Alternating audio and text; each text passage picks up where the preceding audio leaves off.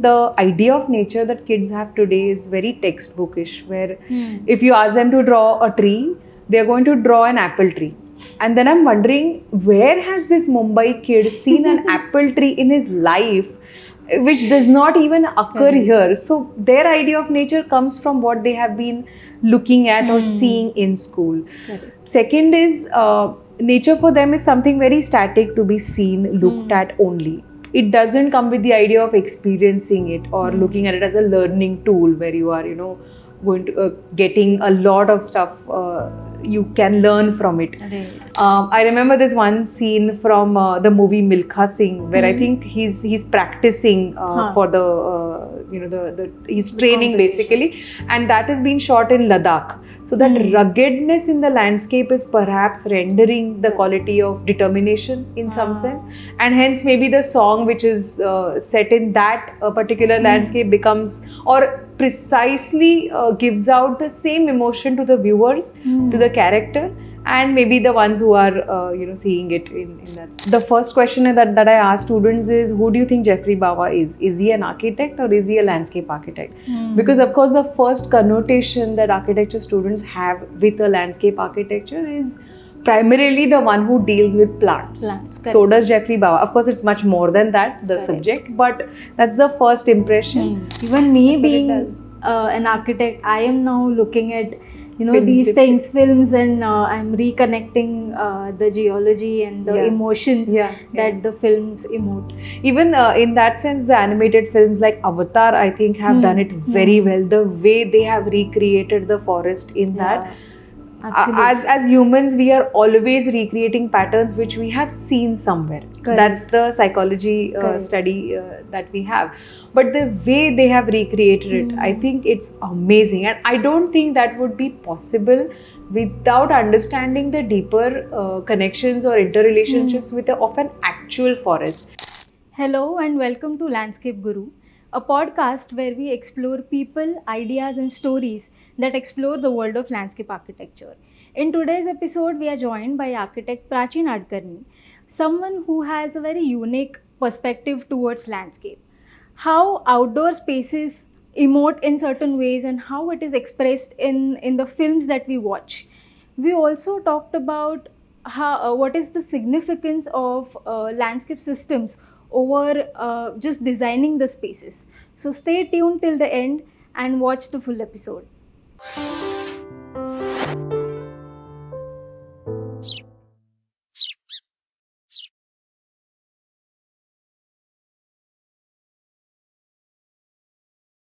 Hello Prachi ma'am. Hi. Welcome to the show.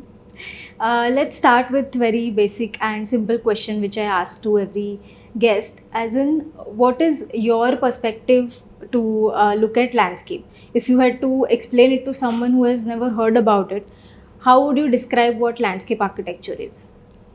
So I think, to simply put it, landscape architecture is the designing of outdoor spaces, which ranges from scales that are, say, from a small terrace garden to city scale urban parks to even large scale regional forests. I think it, as a profession, it primarily looks at integrating nature and culture, where people are a part of it, and working perhaps towards a future which is trying to create a balance between the two. So I would say, in a nutshell, it's that. Okay. And what was your journey in architecture and how did you shift it towards landscape? What was that moment of clarity that you had that you have to pursue masters in landscape architecture? So I think not a moment, maybe I would trace it back to perhaps my childhood experiences. I have always been an urban child, so watching cartoons, films have always been on the priority list then. And those cartoons or those animated films especially, which have an environmental message in them, have perhaps been my start point for understanding nature at a different level of seriousness. And today when I look back, I understand that many of the things which we study in landscape architecture are in fact embedded in those cartoons and animated films. For example, I remember this cartoon called Captain Planet, which was 5 kids representing 5 elements of nature, and then they all come together to form a Captain Planet who saves the world from anything going wrong. Or Ruskin Bond stories, so many of them, which have a like a beautiful. They leave that room for imagination for a child to imagine landscapes. Also cartoons like Heidi, I think it was set in Swiss Alps, and again the character that it showed, the setting, it was, I think, just too good. And then like I said, we actually study habitat conservation, climate change, all these scenarios when we are officially studying the subject. These all perhaps I had a chance to encounter in films like, say, Happy Feet or Ice Age, which talks about a certain geological time scale and all of it. So I feel it has some connection down there.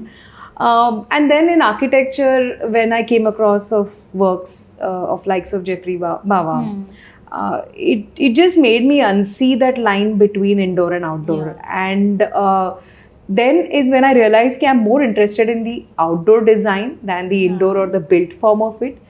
And then of course I had a chance to work with a landscape firm before I decided that okay, this is it. Just to understand that what the profession has to offer as a field, and I think that's where it officially began as a journey. And you took the name of Jeffrey Bawa. So even in my early years of architecture, I had studied Jeffrey Bawa, and I was like, "Kya hai isme?" Right? It is very simple. So this professor explained me that simplicity is the most difficult thing to counter in design, because you keep thinking of many things that I'll do this, but doing simple things can add so much beauty to outdoor spaces. Even in architecture, when I teach, the first question that I ask students is, who do you think Jeffrey Bawa is? Is he an architect or is he a landscape architect? Because of course the first connotation that architecture students have with a landscape architecture is primarily the one who deals with plants. So does Jeffrey Bawa. Of course, it's much more than that, the subject, but that's the first impression. So it's a question, where do you draw that line between architect and landscape architect when it comes to such a level of projects or engagements? So that is something intriguing. So how did you move towards teaching? So I realized that the profession of landscape architecture has a long way to go in our country. And I feel that because there are many people still looking at landscape architecture as landscaping.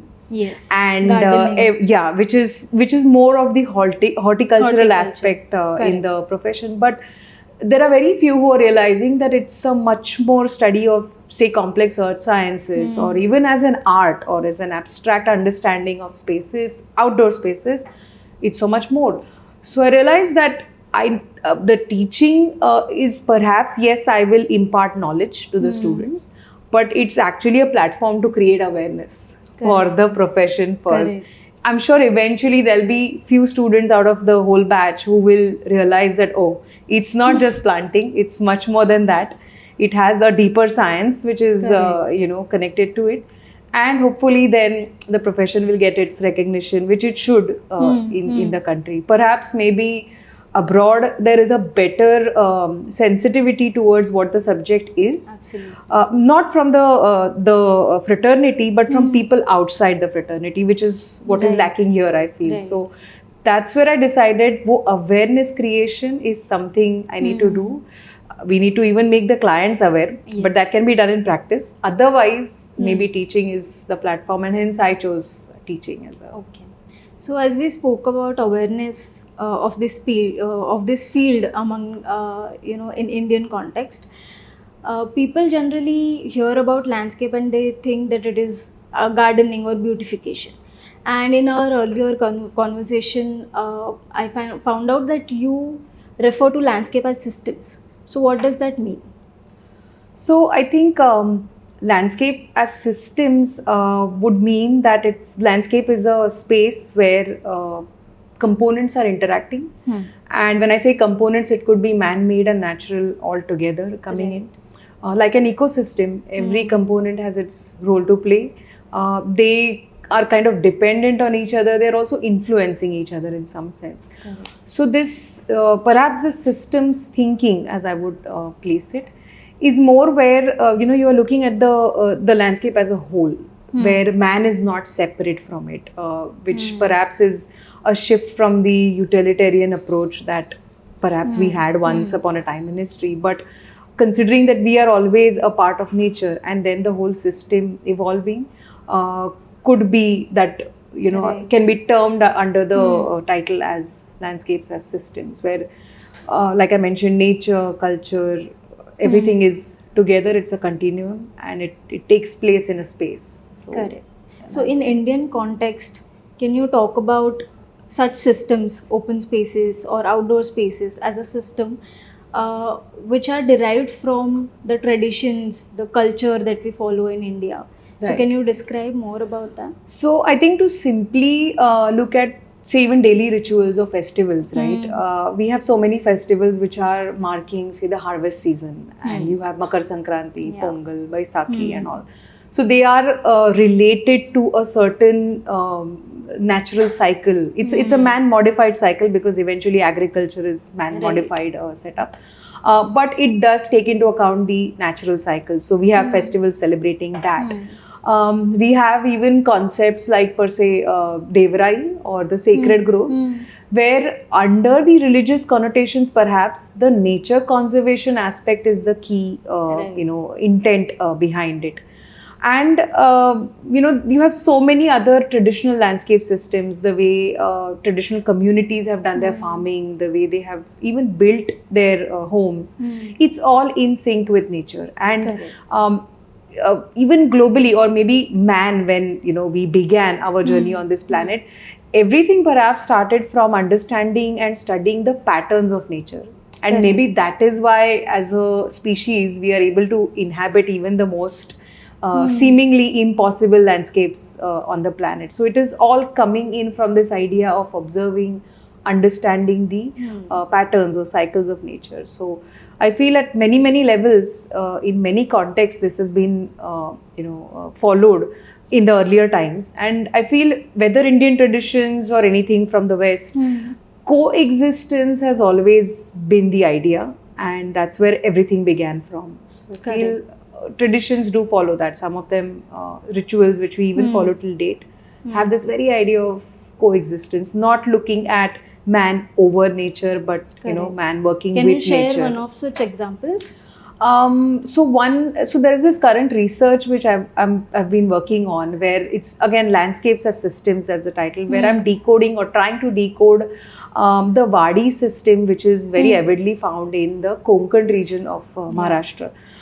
So Wadi is basically, so to say, a backyard garden. Correct. But has a lot of layers to it, which are looking at sustainability, which are looking at, say, the animal-human, coexistence together. Also, water management. So it's one of the systems that I can think of, which perhaps is, of course, it is benefiting the humans. So it is a resource, but at the same time comes with the idea of planting native trees, comes with the idea of agroforestry in some sense, giving back to nature in whichever way you can.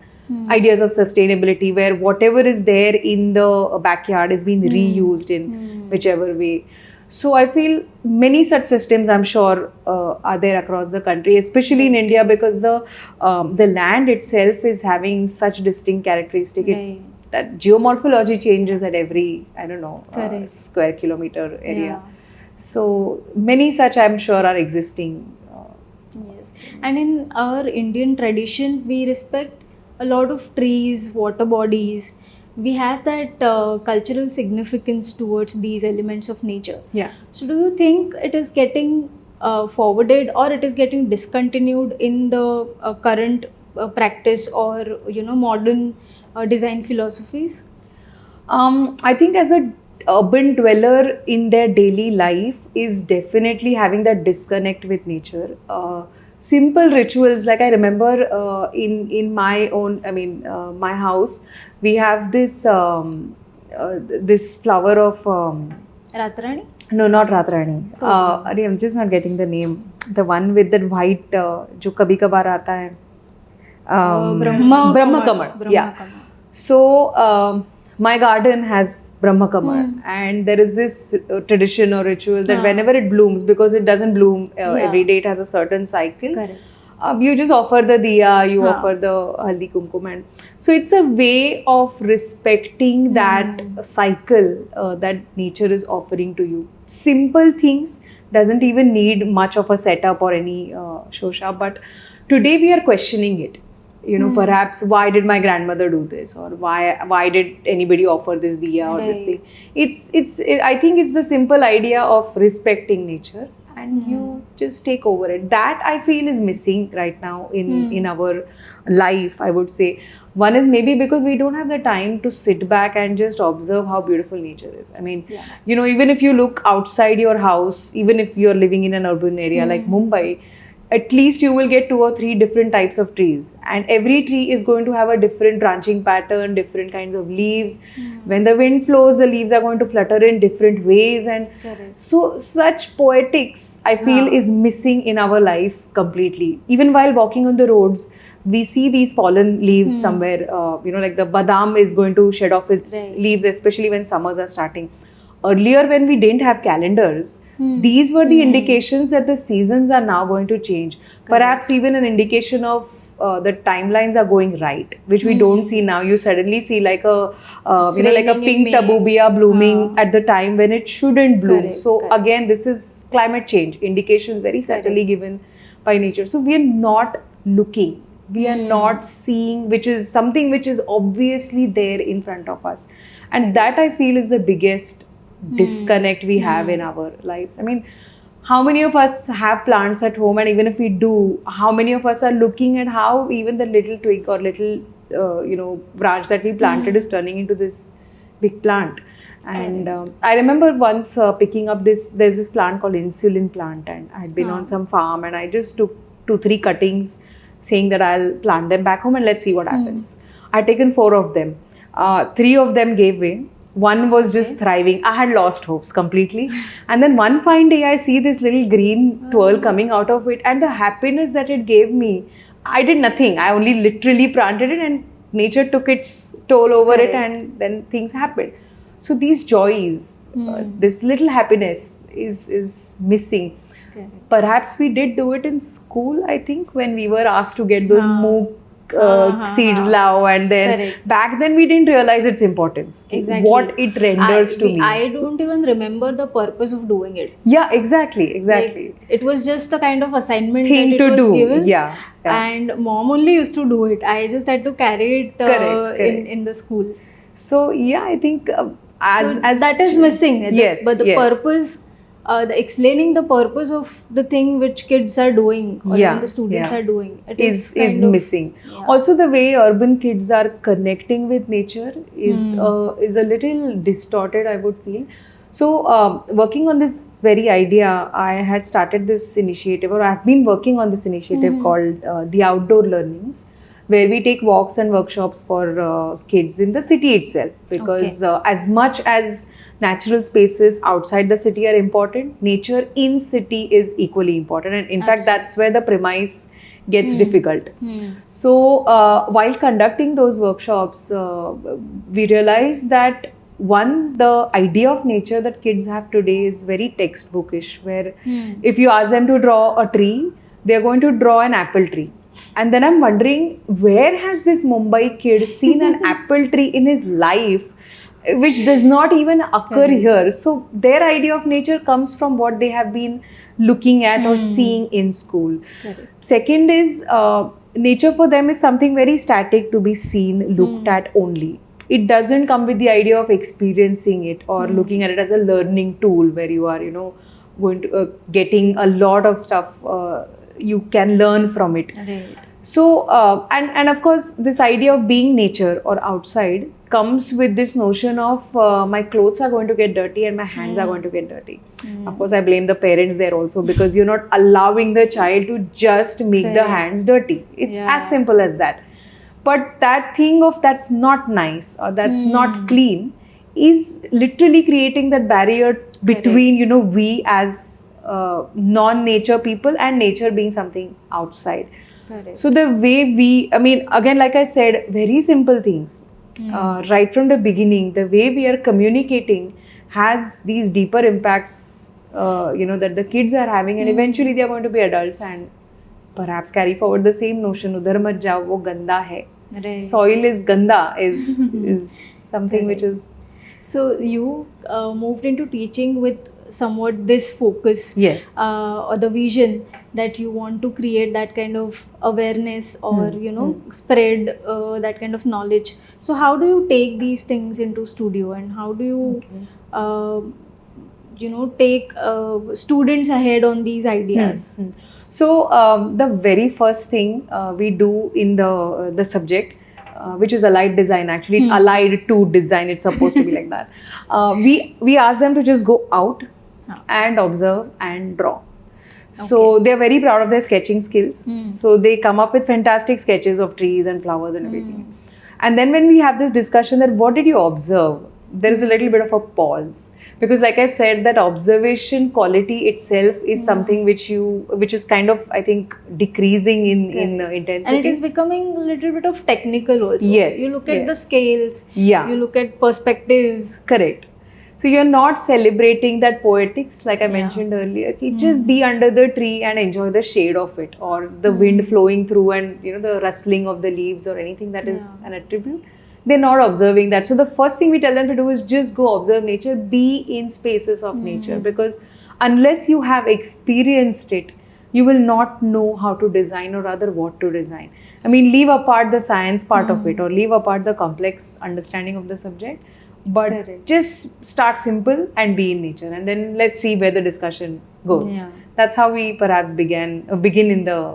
So is there any interesting assignment or any interesting a project that you had assigned to students and they came up with something interesting?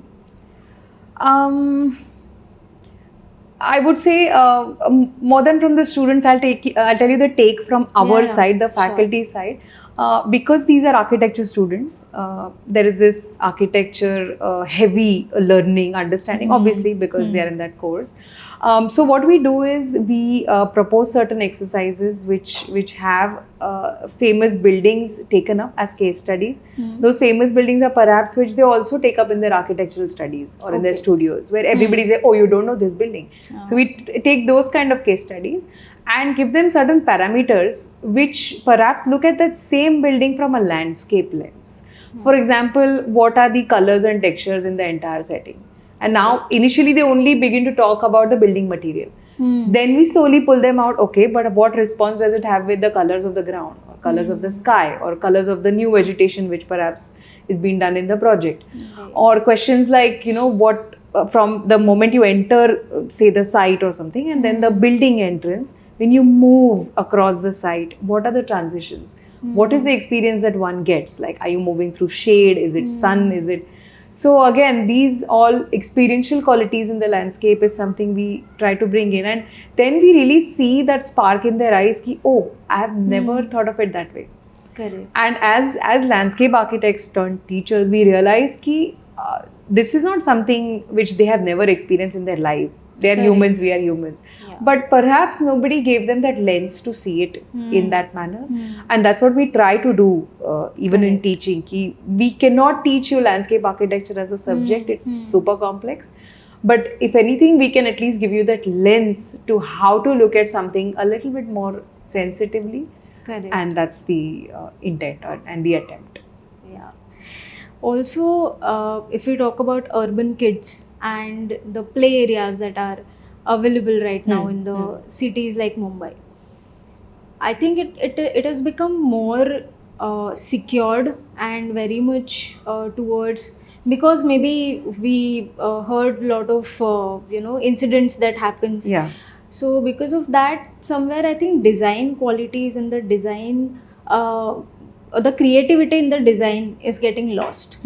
So how do you see such things?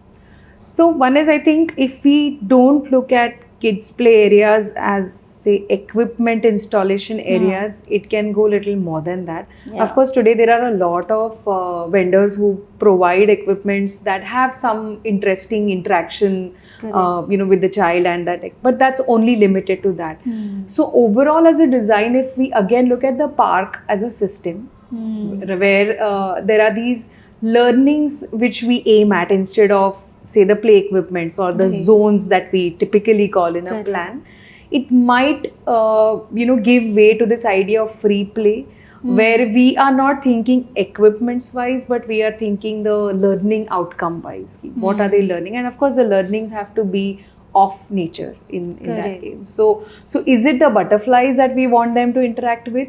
Then we simply put a butterfly garden and Correct. that's it, and that's the equipment then in that Right, case. right. Do we want them to understand this fun to walk on different textures in the whole park?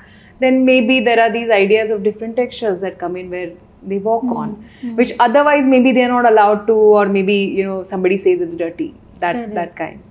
So I feel that shift from idea to play equipment design to nature learning can become an interesting approach, I feel, to design. And I'm sure there are many people doing it, so it's Yeah. not like... So, what are your memories of getting connected to nature or outdoor spaces as child? So there's this very funny thing I'll tell you.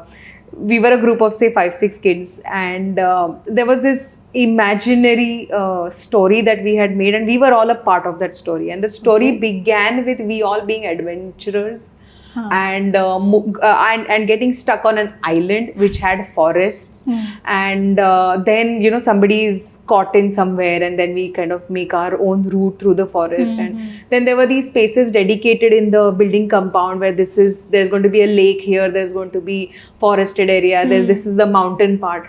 So maybe somewhere we were all imagining a landscape, and everybody had a different imagination of their own landscape. Right. Everybody knew it's a lake, but lake for me was very different from the lake for my friend maybe. Correct. So that is how we used to have this connect.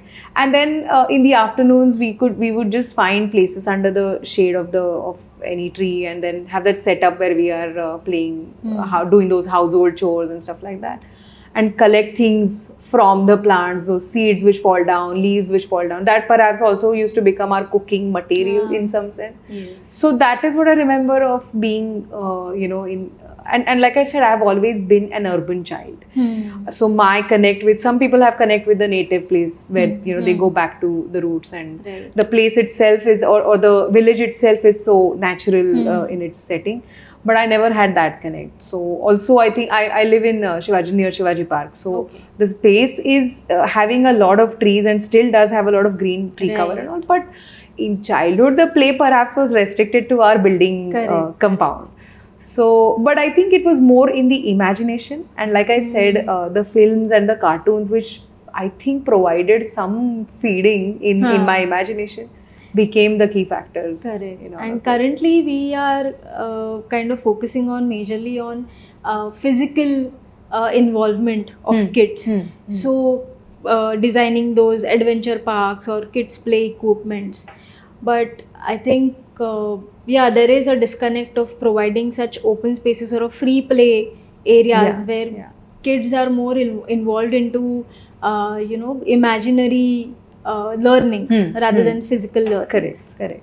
Yeah. Also some simple things, and I think it's become a trend now for adults, which also should be for kids, the nature journaling, which is a thing, where you just collect objects while, if you're taking a walk, you just collect objects and put them in a diary or something, which I think should also be promoted to kids, because adults are doing it from a therapeutic point of view. Correct. But kids, for all you know, will have some completely different approach and thought behind it. So maybe that. Absolutely. So in your teaching career, do you find any challenges or difficulties to tackle these urban problems with young generation?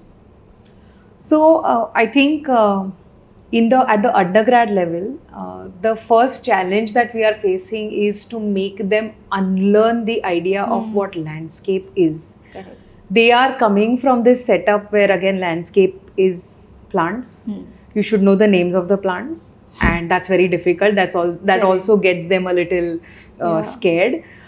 And that is something which we work on, telling them that yes, that is an important aspect, but it's still a horticultural layer to it. Correct. You need to have these multiple layers understood first before you even begin to attempt the subject. And then, like I said earlier, we take examples of Jeffrey Bawa, and then how do you then draw that line? Is something which is always a discussion and sometimes a debate also within faculty, that Yeah. how much of landscape architecture should be taught and how much architecture should be integrated with it.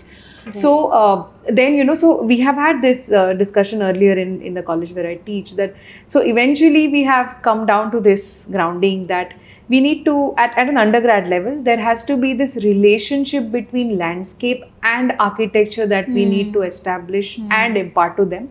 So eventually they are becoming sensitive architects. Correct. For landscape architects, perhaps they will have to do a advanced course or a Right. master's, and only then you are qualified to become one. So I would say, in a nutshell, the biggest challenge is to unlearn whatever Correct. you're carrying ahead with as that idea of the subject.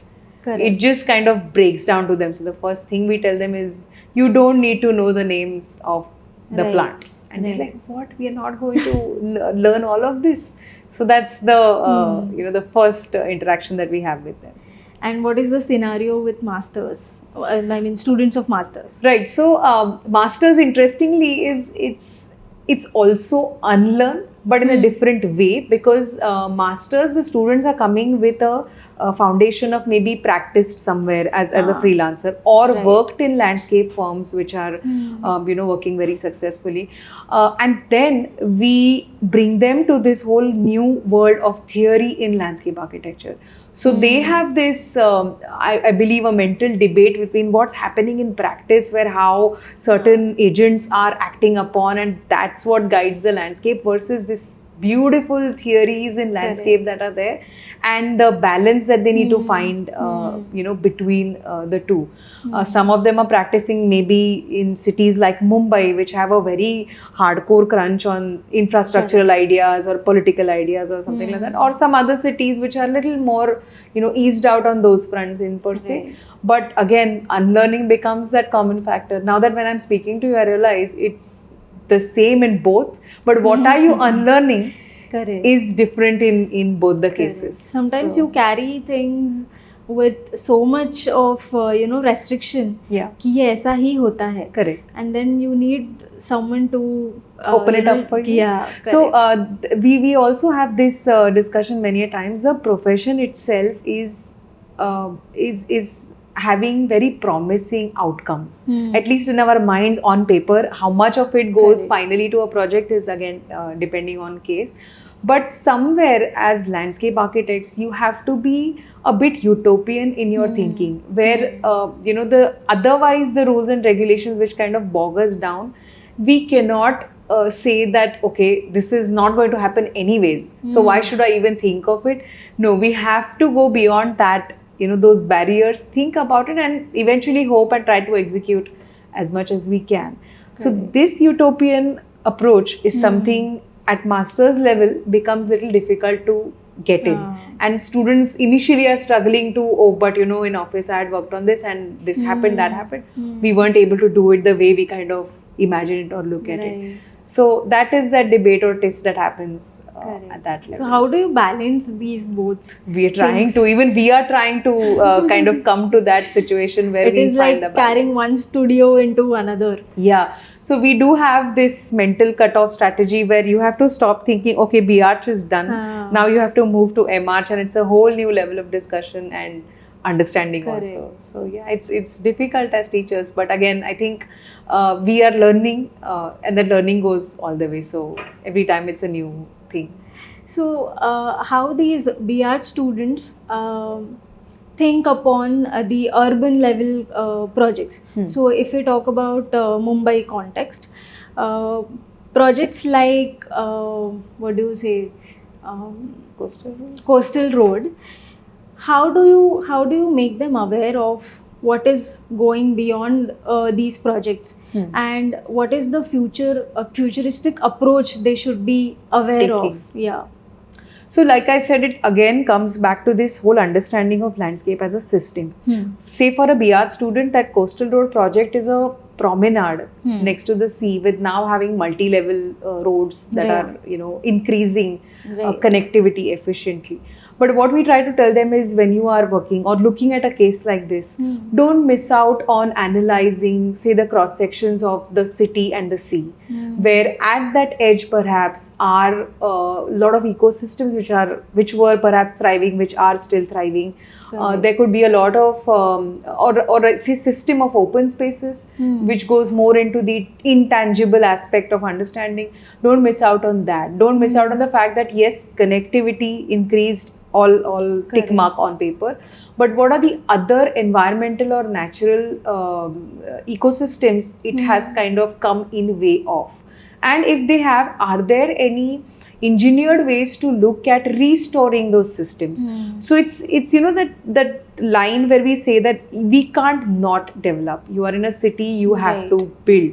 So then if we must build, then how is it that we can look at it sensitively, is something we are talking to them. And it's perhaps the lens that we are giving them, and multiple lenses which they have never thought of. Maybe studied in EVS in school, or in geography in school, but not realizing that it really has a direct impact on what we are looking at in the city. And things like, you know, where a lot of this discussion is also happening in the architectural field, where you need to look at the Indian examples, because the way we work is very different from the Western context, post-colonial discussions and all of it.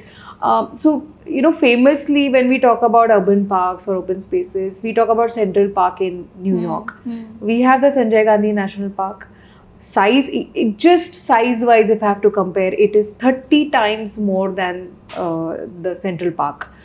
I mean, keeping apart the fact that the national park is a national park with a lot of biodiversity and all of that, just the size comparison tells you that how much we have. And so the question really is, how much are we valuing it in that sense? So again, some of the exercises that take them to these places, or are forced, or we force them to look at these places. We ask them how many rivers are there in the city. They look back at us thinking there are rivers in the city, and or many of them only know Meethi, because it's famously discussed during the flooding and all of that, but they don't know there are other rivers that exist in the city. So just knowing what you have and then valuing it might, I mean, that's the hope, that it might make some difference someday. And we'll have a better planet. And as you spoke, that people are unaware that we have rivers in the cities. So I think it is because of the disconnect in the stories also that are flowing from the older generations to the newer generations. So the landscape has more to do with stories, and it is always connected to the design philosophy. So what is your opinion on that, or perspective on that? Personally, I have always thought of landscapes as a narrative. So it's like a canvas, and there are these narratives which it presents. How much of those narratives you want to read or you can read is a completely personal choice. But landscapes are also layered in that sense. They have a past on which we are designing or operating, which is the present. So if we simply integrate the two, we might have some better storytelling to offer to the future generations. At the same time, when we say stories or narratives that are embedded in it, there are a lot of practices which people, or emotions even, or associations that people have had with that landscape. And then as designers, we're just coming in and, you know, placing like this new theory, new, imaginations on that place. And then there is a major disconnect that happens, and, you know, the story just goes haywires.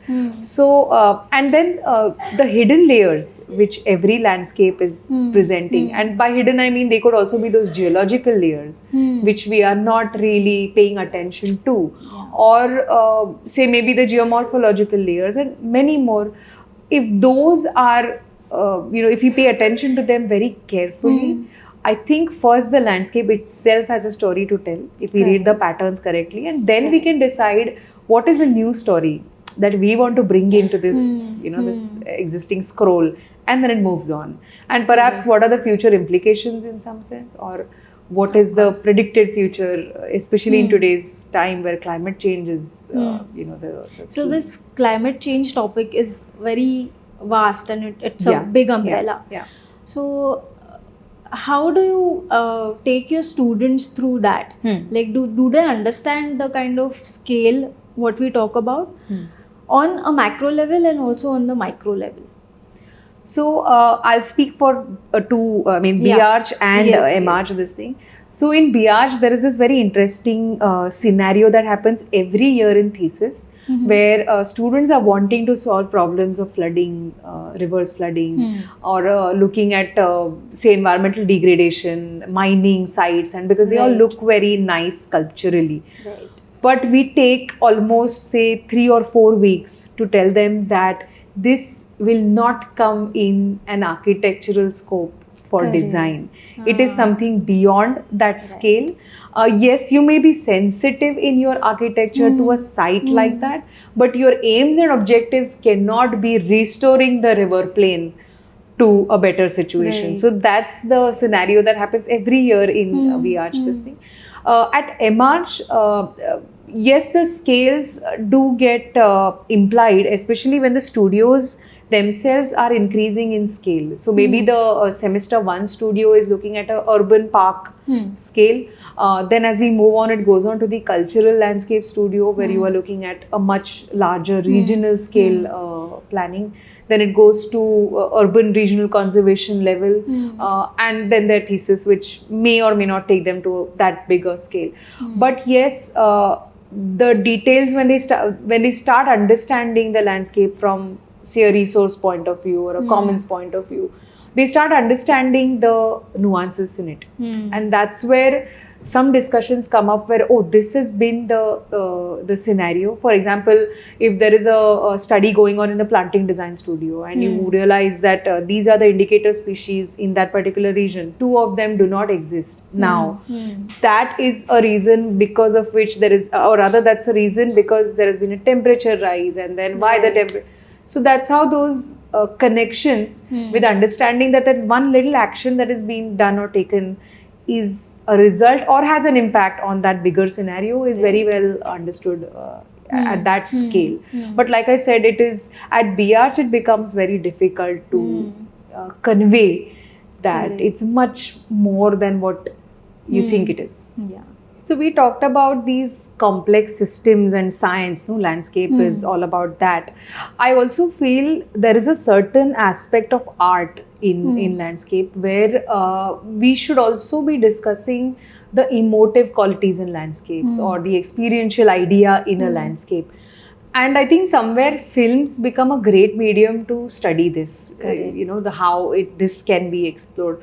So I've always had this interest towards looking at or thinking about what would have made the cinematographer to choose this particular location for a certain scene or songs or something. Yeah. So then I realized, as I watched more and more films, I realized that usually, a forest or a dark is used as a space for mystery or something which we are not aware of. And, that's where we are supposed to get scared of the unknown because you don't know what lies beneath. I also think that could also relate to that prospect refuge theory that we refer to in landscape, where earlier when man was in the caves and he could see what is there in the plains in front of him, that kind of a relationship, and then spaces having certain emotions towards it kind of has a close connect. So usually you see films which are supposed to have some scary spaces, they will use the forest and take the character deep inside a forest. Many of the Bollywood songs are looking at fields with nice flowers as a scene for a romantic sort of a scene or a song. I think the famous Dilwale Dulhaniya Le Jayenge poster itself is the sarson ke fields and all of that. Very colorful and vibrant. Yeah, so that aspect of color is sort of rendering that romantic quality to the whole setting. Sometimes even beautiful snow-clad mountains. Rivers flowing, so that poetics has gotten into the idea of romance, and films kind of celebrate that. Interestingly or funnily, maybe whenever the character has to have a retrospection or think about what he's done in his life, they go to a water body. And a calming water body. It's not going to be like a river which is gushing with water, because again water in its different ways is rendering certain emotions to the character and etc. So there will be a lake or a calm water feature he or she will go to sit, and then the scene will be from behind, and that's how it's been taken. I remember this one scene from the movie Milkha Singh, where I think he's practicing for the he's training basically, and that has been shot in Ladakh. So that ruggedness in the landscape is perhaps rendering the quality of determination in some sense, and hence maybe the song which is set in that particular landscape becomes, or precisely gives out the same emotion to the viewers, to the character, and maybe the ones who are seeing it in that sense. So this aspect of landscapes is also very interesting to look at. And when we say observe, if somebody is also observing this and is also a filmmaker, then they are finding their own aspects or attributes in that landscape. And even me being an architect, I am now looking at Films these things, films, and I'm reconnecting the geology and the emotions that the films emote. Even in that sense, the animated films like Avatar, I think, have done it very well. The way they have recreated the forest in that. As humans, we are always recreating patterns which we have seen somewhere. That's the psychology study that we have. But the way they have recreated it, I think it's amazing. And I don't think that would be possible without understanding the deeper connections or interrelationships of an actual forest. So I'm sure somebody must have studied it, then passed on the analysis or the research on it, and then the recreated forest that we see in the film. So I think it's very captivating that way, to understand what landscapes can offer to you, much more than as a design space or something, and in different fields for all I mean, it has been an inspiration for painters, for poets. The very idea of landscape itself comes from the idea of paintings and how painters viewed a certain scene, which in the earlier times where landscape was a scene first, and then a science, or then a profession, and all of it. I think if we trace back, it will have multiple shoots that it can reach to, and which is why sometimes we often say it out loud and laughingly that landscape is everything. When you see scriptures, you see the texts that we have, mythological texts have reference to landscape, films have reference to landscape, the poems, literature, everything is landscape. And at a very serious note, if we have to trace back the origins of everything we use in our daily life, has a connection with the larger landscape. I mean, the clothes we wear, the cotton, where does it come from? It's a landscape that you are working upon. What we drink, tea, coffee, it's back there. What we build is also the landscape. So everything that way is landscape, I feel. It's really interesting point that you expressed. So when it comes to senses, 5 senses per se, which many landscapes celebrate, and then you see these garden of 5 senses and concepts like these coming up. I can think of a film named Gandha in Marathi. It's actually a set of 5 short stories that come together to just celebrate the aspect of smell and its interpretation to different people in different scenarios. So that's very interesting. I found as a connect. I mean, looking at, just like we have 5 fundamental forces in nature, you have these 5 senses in nature, and then how you can connect back. And speaking of, say, larger scale, serious issues, there is one film named Azoba, again in Marathi. It is basically named behind a leopard who traveled some kilometers in urban area, and how his journey was.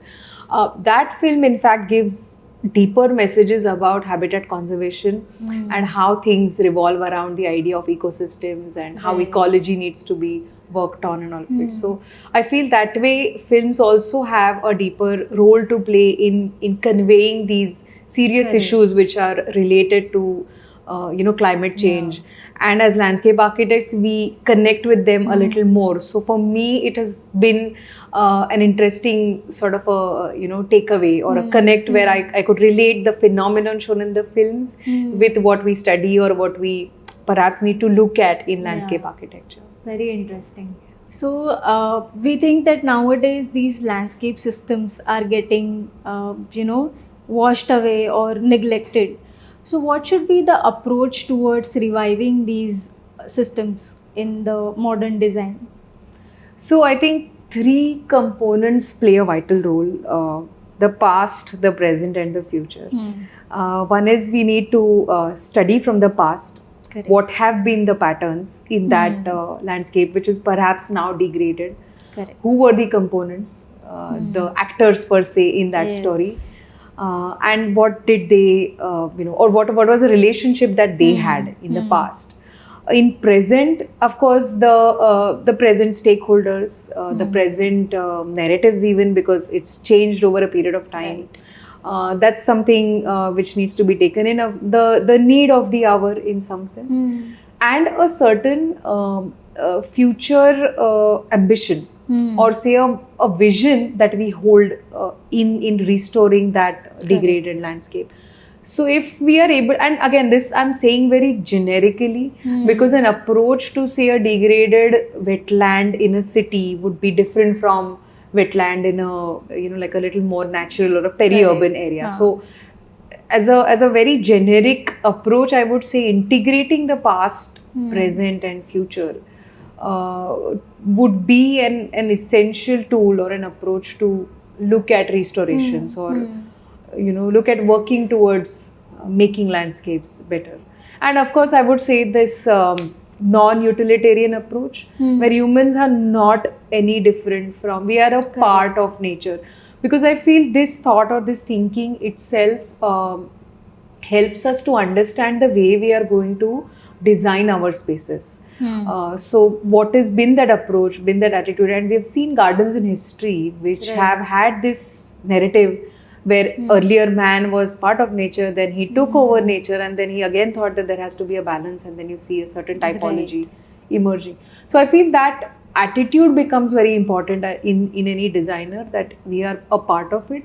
So what we do has to be thought holistically. The landscapes are as a whole, and we should avoid, I feel, Disneyfication of the landscape. So this is a term which I have learned from my mentor in college, and it's very nice, because I feel sometimes when it comes to landscape design, we are only looking at programs which are looking nice, or spaces that are offering this certain aesthetic value.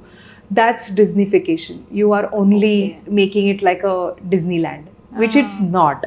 It's a process, it's a system altogether, having very, very serious environmental connotations, understanding of natural processes, ecology, even somewhere complex earth sciences. All of that needs to come together, and an approach can be developed which is more ecological. And yes, of course, then recreation follows, because eventually people are a part of it. The culture follows because people are a part of it. So I feel that could be one of the interesting ways to look at it. Sure. So thank you so much, ma'am, for giving us so much knowledge on and opening our eyes on landscape systems. So thank you for joining us today. Thank you so much. It was very nice to have this chat. Actually, it kind of makes us rethink what we think in that sense. Absolutely. So, yes, thank you. Thank you so much. Hope you all have realized how landscape improves your quality of life. So for more such conversations about the field, do like, comment, share and subscribe to the channel.